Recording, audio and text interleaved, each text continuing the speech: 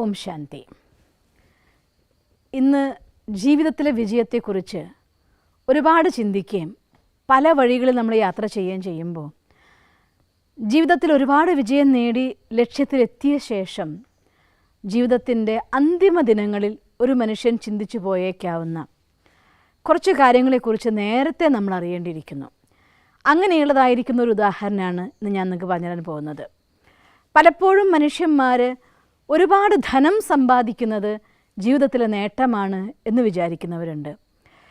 ധനത്തിൻ്റെ degree അനുസരിച്ച് എത്രത്തോളം നിങ്ങളുടെ ഡെപ്പോസിറ്റ് ഉണ്ടോ, ധനം കൂടുതലുണ്ടോ, അതാണ് ഈ ജീവിതം എന്ന് വിചാരിച്ചു പോകുന്ന ചിലരുമുണ്ട്. ഞാൻ ഓർമ്മിക്കും, ഒരു ഓഫീസിൽ, ഞാൻ അങ്ങനെ പറയുന്നുള്ളൂ, ഒരു ഓഫീസിൽ ഒരാളെ കാണാൻ പോയ സമയത്ത് നോട്ടിൻ്റെ കെട്ടെടുത്തിട്ട് ഇങ്ങനെ കാണിച്ചിട്ട് എൻ്റെ അടുത്ത് ഇതാണ് എനിക്ക് ദൈവം എന്ന് പറഞ്ഞ ഒരു ആളെപ്പോലും എനിക്കറിയാം. ലോകത്ത് ധനമാണ് സർവസ്വവും എന്ന് മനുഷ്യന്മാർ വിചാരിക്കാൻ തുടങ്ങിയ കാലം. ഞാൻ ധനം സമ്പാദിക്കുന്നതിനെതിരെയോ ധനം സൂക്ഷിക്കുന്നതിനെതിരെയോ അല്ല. ധനമില്ലാതെ ആവശ്യത്തിന് കാര്യങ്ങൾ നടക്കില്ല എന്ന് മാനിക്കുന്ന ആൾ തന്നെയാണ് ഞാനും. പക്ഷേ ഒരു കാര്യം എനിക്കറിയാം, ധനമാണ് സർവസ്വം എന്ന് വിചാരിക്കുന്നുവെങ്കിൽ നമ്മൾ വെട്ടിപ്പിടിക്കുന്നതായിരിക്കുന്ന സാമ്രാജ്യങ്ങൾ, നമ്മൾ കെട്ടിപ്പതുക്കുന്നതായിരിക്കുന്ന ബിൽഡിംഗ് സമുച്ചയങ്ങൾ, അല്ലെങ്കിൽ നമ്മൾ നേടിയെടുക്കുന്നതായിരിക്കുന്ന പദവികൾ, സ്ഥാനമാനങ്ങൾ, ഇത് മാത്രമാണ് ജീവിതത്തിൻ്റെ ഉന്നതി, ഇത് മാത്രമാണ് വിജയം എന്ന് വിചാരിക്കുന്നുണ്ടെങ്കിൽ അവർക്ക് വേണ്ടിയുള്ളതാണ് ഇന്നത്തെ മെസ്സേജ്.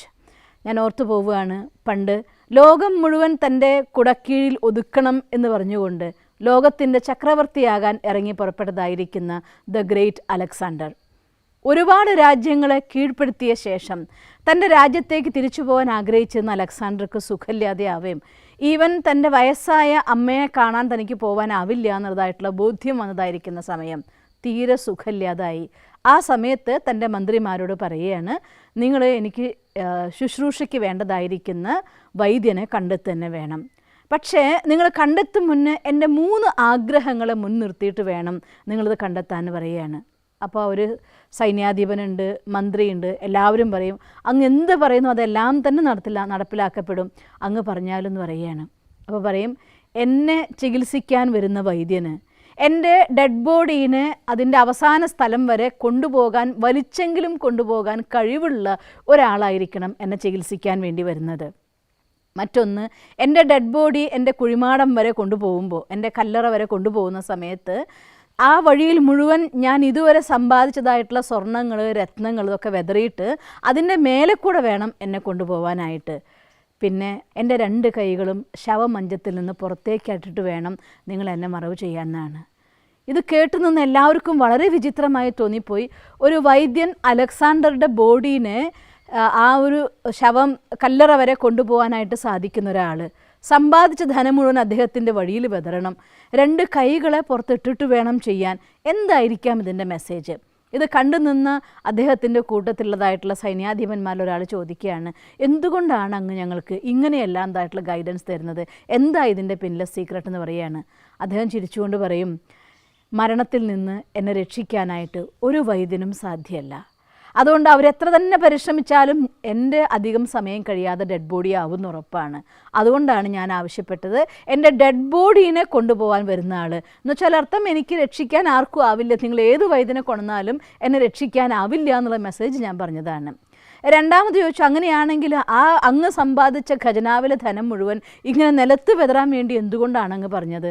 ഇത്രയെല്ലാം സമ്പാദിച്ച അലക്സാണ്ടർ പോകുമ്പോൾ ഇതെല്ലാം വ്യർത്ഥമാക്കിയാണ് പോകുന്നത്. ഒന്നും കൊണ്ടുപോകാനാവില്ല, ഈവൻ ഒരു നാണയമെങ്കിലും കൊണ്ടുപോകാനാവില്ല. അതുകൊണ്ടാണ് ഇത്ര കാലം ഞാൻ സമ്പാദിച്ചു, ജീവിച്ചു, ഇതെല്ലാമാണ് സർവസ്വം എന്ന് വിചാരിച്ചു. ഇന്ന് പോവാൻ സമയം എനിക്ക് തിരിച്ചറിവ് കിട്ടിയിരിക്കുന്നു, ഇതൊന്നും തന്നെ ഒന്നുമല്ല, ഇതുകൊണ്ട് എനിക്കൊന്നും നേടാനായിട്ടില്ല എന്നുള്ളതായിട്ടുള്ള ബോധ്യം. അതുകൊണ്ട് ആരൊക്കെ തൻ്റെ ജീവിതത്തിൽ ഇത് മാത്രം സർവസ്വം എന്ന് വിചാരിക്കുന്നു അവരെന്നും ഓർക്കട്ടെ, ഇതുകൊണ്ട് ഒന്നും നേടാനാവില്ല എന്ന് വിചാരിക്കാൻ വേണ്ടിയിട്ടാണ് ഞാൻ അതൊക്കെ വെതറാൻ പറഞ്ഞത് എന്ന്.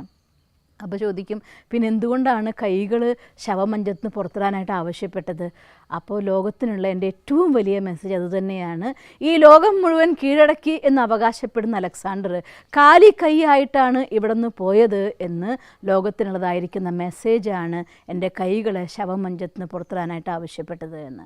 അപ്പോൾ ലോകത്ത് എല്ലാം നേടുമ്പോഴും നമുക്ക് കൊണ്ടുപോകാൻ വേണ്ടി എന്തെങ്കിലും സമ്പാദിച്ചിട്ടില്ല എന്നുണ്ടെങ്കിൽ ഈ ജീവിതം വ്യർത്ഥമായി എന്നതായിരിക്കുന്ന പൂർണ്ണ ബോധ്യത്തോടെ ആരംഭം മുതൽ ജീവിച്ചു തുടങ്ങുകയാണെങ്കിൽ അവസാനം കാലി കൈയായിട്ട് പോകേണ്ടി വരില്ല, നിങ്ങൾക്ക് നിറഞ്ഞ കൈയായിട്ട് പോകാൻ സാധിക്കും. അപ്പോൾ എൻ്റെ അടുത്ത് ചോദ്യം ചോദിക്കുക, എന്താ കൊണ്ടുപോകാൻ പോകുന്നത്? ഒരു സൂചി പോലും അടുത്ത ജന്മത്തിലേക്ക് നിങ്ങൾക്ക് ഈ രൂപത്തിൽ കൊണ്ടുപോകാൻ സാധ്യമല്ല. പക്ഷെ കൊണ്ടുപോകാൻ സാധിക്കുന്നൊരു വിധിയുണ്ട്. For every action there is equal and opposite reaction. നിങ്ങൾ നല്ല കർമ്മങ്ങൾക്ക് വേണ്ടി ഉപയോഗിച്ചതായിട്ടുള്ള ധനം, നിങ്ങൾ മറ്റുള്ളവരെ സഹായിക്കാൻ വേണ്ടി ഉപയോഗിച്ചതായിട്ടുള്ള ധനം, പുണ്യകർമ്മങ്ങൾക്ക് വേണ്ടി ഉപയോഗിച്ച ധനം, അത് തീർച്ചയായിട്ടും അടുത്ത ജന്മത്തിലേക്ക് നിങ്ങൾക്ക് ട്രാൻസ്ഫർ ചെയ്യപ്പെടും. നിങ്ങൾ ചെയ്ത പുണ്യകർമ്മങ്ങളുടെ ഫലമുണ്ടല്ലോ, അതുകൊണ്ട് കൈ നിറഞ്ഞിട്ടാണ് പോകുന്നതെങ്കിൽ, ശ്രേഷ്ഠമായിരിക്കുന്ന സംസ്കാരം എന്ന നിധിയും കൊണ്ടാണ് നിങ്ങൾ പോകുന്നതെങ്കിൽ, നിങ്ങളുടെ മനസ്സും ബുദ്ധിയും ഭഗവാന്റെ അടുത്ത് ബുദ്ധിയുടെ യോഗം ചേർത്തുകൊണ്ട് മനസ്സിൽ ഈശ്വര സ്മരണ നിറഞ്ഞുകൊണ്ട് ശ്രേഷ്ഠമായിരിക്കുന്ന സ്മൃതികളിലാണ് ആത്മദേഹത്തിന് പോകുന്നതെങ്കിൽ ഈ സ്ഥൂലമായിരിക്കുന്ന കൈകളെ കാലിയാവുള്ളൂ. പക്ഷെ നമ്മുടെ ആ സൂക്ഷ്മമായിരിക്കുന്ന കൈകൾ, നമ്മുടെ പുണ്യത്തിൻ്റെ കണക്കിൻ്റെ കൈകൾ നിറച്ചുകൊണ്ട് നമുക്ക് യാത്രയാവാം. അതുകൊണ്ട് വിജയം എന്ന് വെച്ചാൽ അർത്ഥം ധനം മാത്രം ശേഖരിക്കലല്ല, സ്ഥാനവും മാനവും മാത്രം ശേഖരിക്കലല്ല.